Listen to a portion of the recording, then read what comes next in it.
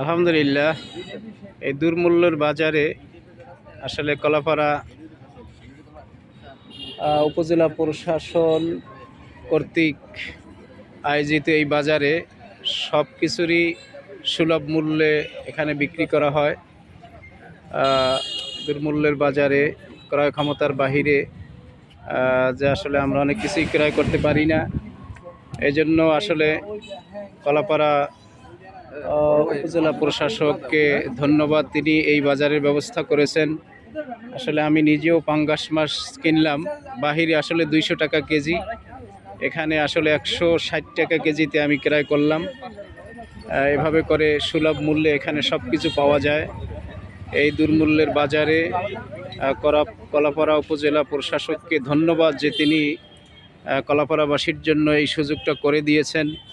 এজন্য আমরা তাকে মন থেকে দোয়া করি, আল্লাহ রাব্বুল আলামিন তার নেক হায়াত দারাজ করেন এবং আপনারা সকলে এখানে সুলভ মূল্যে জিনিস ক্রয় করার জন্য সকলেই চলে আসবেন। আলহামদুলিল্লাহ, সব কিছুই প্রত্যেকটা আইটেমই বাজারের মূল্যের চেয়ে কম মূল্যে এখানে বিক্রি করা হয়। আলহামদুলিল্লাহ, আমি এখান থেকে ধন্যপাতা কিনেছি, ইনশাল্লাহ তাও সুলভ মূল্যে। এখানে সকলের জন্যই আর একটা বিষয় আপনাদেরকে দেখাবো, সেটা হলো যারা একদমই টাকা পয়সা নাই তাদের জন্য এখানে মানে ডোনেট বক্স, মানে আমরা চাইলে যারা একদমই তাদের টাকা পয়সা নাই তাদের জন্য আমরা এখানে কিছু টাকা দিয়ে শরিক হতে পারি। আলহামদুলিল্লাহ, আসলে এটা অনেক ভালো একটি কাজ। আলহামদুলিল্লাহ, আমিও এখানে এই টাকাটা কে নেন, এই টাকাটা এই নেন, 50 টাকা আমি দিলাম, এখানে নেন।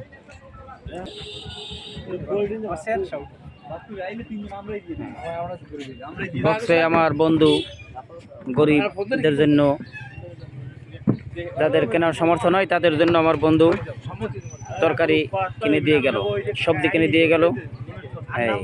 আপনারাও আসবেন এখানে, এই গরিব অসহায়দের জন্য এখানে রেখে দিয়ে যাবেন, তারা এসে নিয়ে যাবে।